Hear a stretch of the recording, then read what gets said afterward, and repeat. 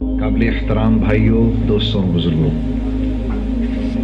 اس دنیا میں ہم اور اس کائنات میں ہم جتنی بھی نعمتیں دیکھتے ہیں نا، یہ ساری کی ساری نعمتیں اللہ کے ہاتھ میں ہیں۔ انسانوں اور چیزوں سے ان کا کوئی تعلق نہیں ہے۔ ریت کا ذرہ ہے نا، ریت کا ذرہ، یہ بھی اللہ کے سوا کوئی نہیں تخلیق کر سکتا۔ جبرائیل جیسا فرشتہ جس کا سر 7ویں آسمان پر ہے، پیر 7ویں زمین میں ہے، ریت کا ایک ذرہ بھی نہیں بنا سکتا۔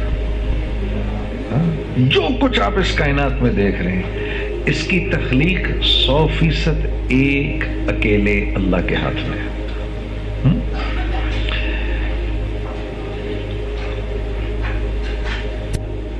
انسان دنیا میں کیوں بھیجا گیا؟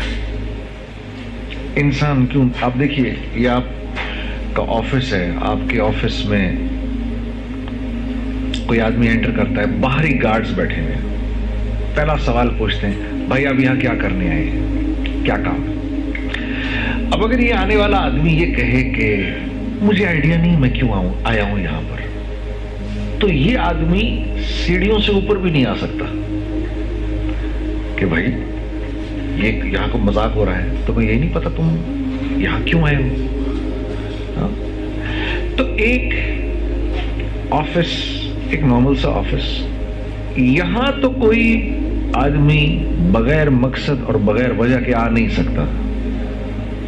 تو اس کائنات کے اندر میں اور آپ بغیر وجہ کے ہیں، تو قرآن اس کو کیسے بیان کرتا ہے؟ تو قرآن کہتا ہے، افحسبتم انما خلقناکم عبثا وانکم الینا لا ترجعون۔ افحسبتم، کیا سوچ رہے ہو؟ کیا تمہارا خیال ہے تم ایسی پیدا کیے گئے ہو؟ تم خود تو کوئی چیز بغیر وجہ کے تخلیق نہیں کرتے، تو تم نے اپنے رب سے یہ توقع رکھی ہوئی ہے کہ اس نے یہ سارا کا سارا جو کائنات کا نظام بنایا ہوا ہے یہ بے وجہ ہے، اسی کوئی وجہ نہیں ہے۔ تم جو بنائے گئے ہو بے وجہ بنائے گئے ہو۔ تمہارا کیا خیال ہے تم نے واپس نہیں آنا ابھی میرے پاس؟ فتعال اللہ الملک الحق لا الہ الا هو رب العرش الکریم۔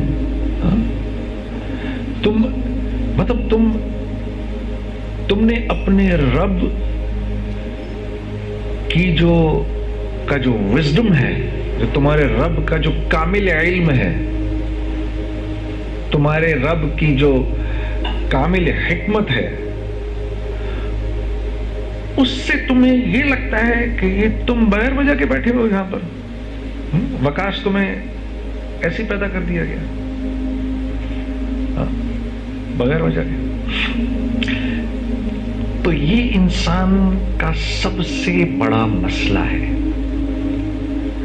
کہ وہ یہ سوچتا ہے اپنی علم اور اپنی سوچ سے کہ میں دنیا میں کیوں آیا ہوں۔ اور انسان کا جتنا بھی علم ہے، اس کا محور یا تو اس کی نظر ہے یا اس کی زندگی کے تجربے ہیں۔ وہ یہ اوپر تک دیکھ سکتا ہے، اس کے آگے اس کو کچھ نہیں پتا کیا ہے۔ تجربوں سے اس نے 10 باتیں سنی ہیں کہ ہم چاند پر بھی اترے اور اب ہمارے جہاز مریخ پہ جا رہے ہیں، یہ اس کی زندگی کے تجربے ہیں جو اس نے سوچ رکھے۔ جہاں انسان کی سوچ اپنے اختتام کو پہنچتی ہے، اس جگہ سے وحی کا علم شروع ہوتا ہے۔ جہاں اس کی لاجک اللاجیکل ہو جاتی ہے، وہاں سے وحی کا علم شروع ہو جاتا ہے۔ اب اگر رسول اللہ صلی اللہ علیہ وسلم ہمیں نہ بتاتے تو ہمیں زندگی پر نہ پتا چلتا کہ ادھر 2 کرامن کاتبین بیٹھے ہوئے ہیں۔ دنیا کی کوئی لاجک یہ پروو ہی نہیں کر سکتی، لیکن بیٹھے ہوئے ہیں۔ اسی لیے قرآن نے جب کہا نا ذالک الکتاب لا ریب فیہ، یہ ایک ایسی کتاب ہے، یہ سیدھی پکی ٹھکی بات کرتی ہے، اس میں کوئی توڑ جوڑ موڑ نہیں ہے۔ تو پہلی جو قرآن نے بات ماننے والوں کی صفت بتائی وہ یہ بتائی کہ یہ ہدایت دیتی ہے کن لوگوں کو؟ متقیوں کو. ھدی للمتقین، جو اللہ سے ڈرتے ہیں صرف اس کو اس کتاب سے نفع ہوگا اور کسی کو نہیں ہوگا. جو اللہ سے ڈر رہا ہے اللہ اس کتاب کے ذریعے اس کو صراط مستقیم پر چلائے گا، ہر ایک نہیں چل سکے گا. اور ڈرنے والوں کی پہلی صفت کیا ہے؟ الذین یؤمنون بالغیب، یہ غیب کی باتوں پر ایمان لاتے ہیں، جن باتوں کو انہوں نے دیکھا نہیں ہوتا، غیب کی باتیں پر ایمان لاتے ہیں. یہ غیب کی باتیں ہمیں کس نے بتائیں؟ رسول اللہ صلی اللہ علیہ وسلم. انہوں نے بتایا، ادھر کرامن کاتبین بیٹھے ہوئے ہیں، مجھے تو نظر ہی نہیں آ رہا. انہوں نے مجھے بتایا ہے کہ وفی السماء، مجھے ان کے ذریعے پتا چلا قرآن کہہ رہا ہے وفی السماء رزقکم وما توعدون، میرے بندو تم سے جس رزق کا وعدہ کیا گیا ہے وہ رزق دنیا میں نہیں ہے، دنیا سے اس کا کوئی تعلق نہیں، وہ آسمانوں سے آ رہا ہے. وفی السماء رزقکم وما توعدون، کہ میرے بھائی وکاس تم سے جس رزق کا اللہ فرما رہے میں نے وعدہ کیا ہے اس کا تعلق زمین، پتھر، سونا، چاندی، زراعت، کاشتکاری، سورج، چاند، ستاروں، پہاڑوں سے نہیں ہے، بلکہ یہ ہم آسمانوں سے اتارتے ہیں تمہارے لیے. لیکن مجھے تو سب کچھ یہاں سے ہوتا ہوا نظر آ رہا ہے، مجھے تو پیاس پانی سے بجھتی ہوئی نظر آ رہی ہے، اور پیٹ کھانے سے بھرتا ہوا نظر آ رہا ہے، اور اناج کے کھانے سے بھوک مٹتی ہوئی نظر آ رہی ہے. میں تو یہ دیکھ رہا ہوں کہ آنکھ دیکھ رہی ہے اور زبان بول رہی ہے اور کان سن رہے ہیں. مجھے تو یہ نظر آ رہا ہے کہ میری پیسے ہیں تو میرے کام بنیں گے، پیسے نہیں ہیں تو میرے کام نہیں بنیں گے. مجھے تو یہ نظر آ رہا ہے کہ میری یہ نوکری گئی تو میں تو تباہ و برباد ہو جاؤں گا، یہ نوکری میں چلتا رہوں گا تو ٹھیک چلتا رہوں گا، میری زندگی بنی رہے گی.